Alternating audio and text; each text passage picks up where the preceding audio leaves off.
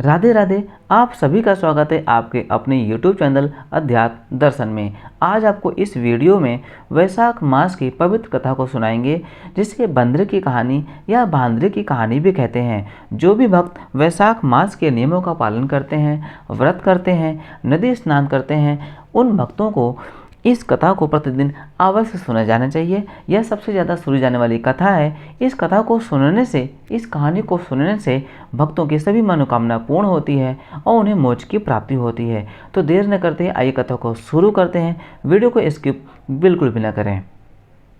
एक राजा था। वह वैशाख माह में प्रतिदिन ब्रह्म मुहूर्त में उठकर गंगा जी में स्नान करता था। राजा का आदेश था कि मुझसे पहले गंगा जी में कोई भी स्नान नहीं करेगा। राजा जब गंगा जी में स्नान करने जाते तो उन्हें प्रतिदिन शांत जल के स्थान पर हिलता हुआ हलचल युक्त जल दिखाई देता था। तो राजा को संदेह होता था कि निश्चय ही मुझसे पहले कोई प्रतिदिन गंगा जी में स्नान करता है।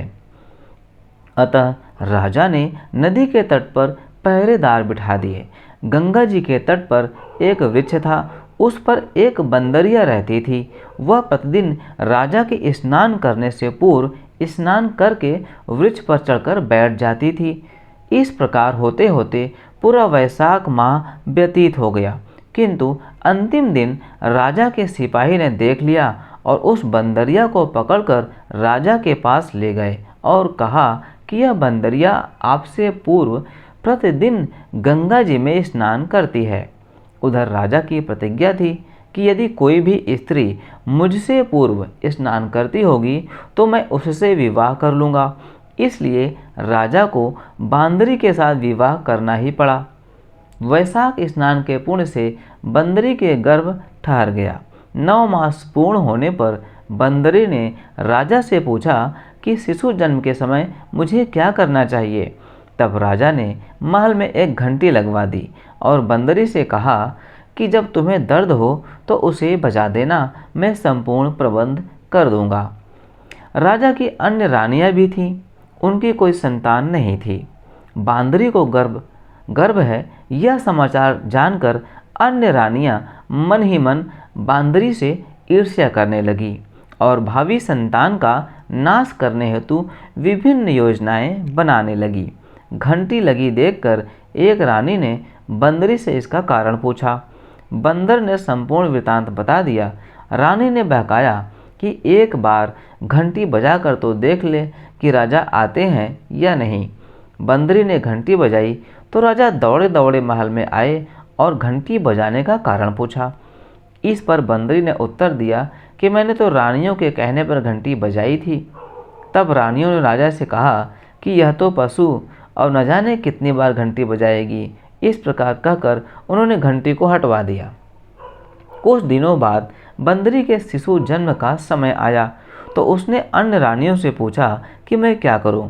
तब रानी ने कहा कि तुम आंखों पर पट्टी बांधकर सो जाओ। बंदरी के वैशाख माह के स्नान के पुण्य प्रताप के रूप में एक सुंदर पुत्र हुआ।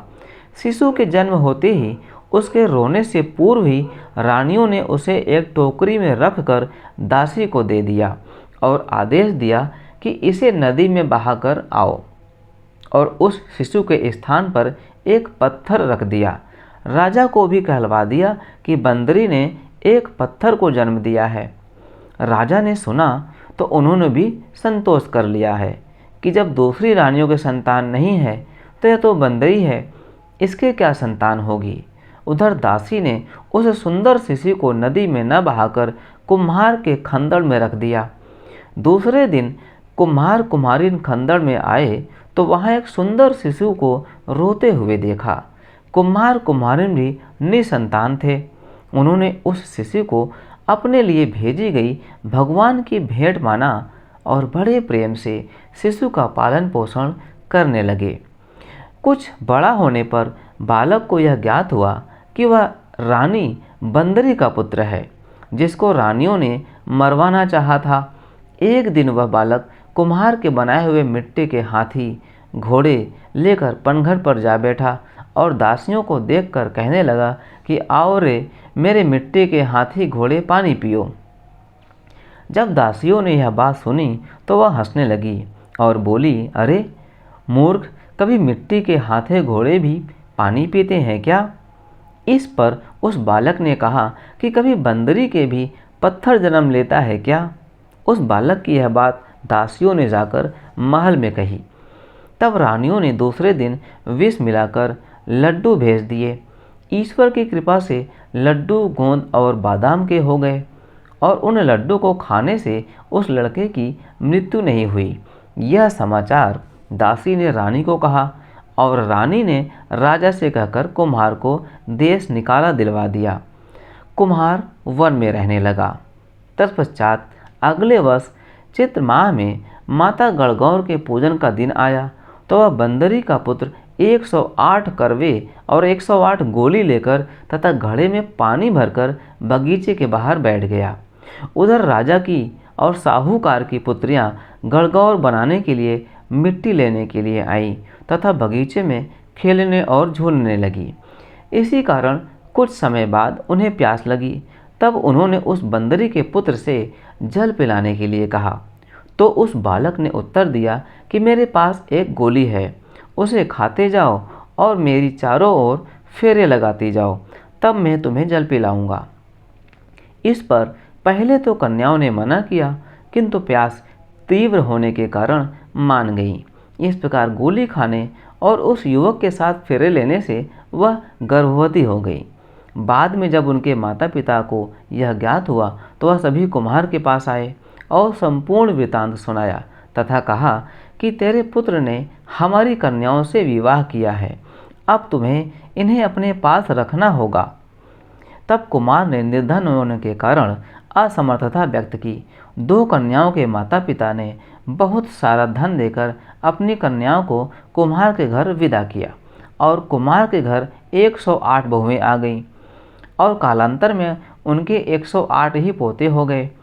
कुम्हार ने समस्त नगरी को भोजन हेतु निमंत्रण दिया और राजा को भी बुलवा दिया। राजा के यहाँ से रानी बंदरी के अतिरिक्त सभी भोजन हेतु पधारे। तब राजकुमार राजा की आज्ञा लेकर बंदरी को लेने रथ पालकी लेकर गया और लाकर सभा में सबसे ऊंचे स्वर्ण आसन पर बिठाया। राजकुमार ने अपनी सभी पत्नियों को समझा दिया ताकि बंदरी मुझे जन्म देने वाली माता है। एक एक बहुरानी बंदरी के चरण स्पर्श करती गई और एक एक सोने का सिक्का और पोते को गोद में देती गई। जब राजा और अन्य रानियों ने यह सब देखा तो कुम्हार के पुत्र से इसका कारण पूछा। रानियों को तो संदेह होने लगा कि यह अवश्य ही बंदरी का पुत्र है, इसलिए रानी और रूठ कर राजा को कहने लगी कि कुम्हार के पुत्र ने हमारा अपमान किया है और बंदरी का सम्मान किया है, अतः हम लौट कर जा रहे हैं। इधर राजा को पुत्र के जन्म का संपूर्ण रहस्य ज्ञात हो गया था, इसलिए उन्होंने रानियों को देश निकाला दिया और अपने सभी पुत्र वधू एवं पौत्रों को लेकर महल में आया। राजकुमार का राजतिलक हुआ। कुम्हार कुम्हारिन को राजकुमार ने महल में रहने के लिए निवेदन किया, किंतु वह नहीं माने। तब राजा ने उन्हें ढेर सारा धन दिया। वैशाख स्नान का इतना महत्व है तो सबको वैशाख स्नान करना चाहिए। बंदरी ने वैशाख स्नान किया तो उसे राजा का राज्य, पुत्र, बहुएं आदि प्राप्त हुई हैं। ईश्वर जैसे बंदरी को पुण्य मिला, इस प्रकार हमें भी पुण्य देना और सभी इस कथा सुनने वाले को भी इसी मनोकामना को पूर्ण कर देना और उन्हें भी पुण्य देना। यदि आप सभी को बंदरी की वैशाख की यह पवित्र कथा अच्छी लगी हो तो वीडियो पर ओम नमः भगवते वासुदेवाय नमः कमेंट करके ज़रूर बताएं।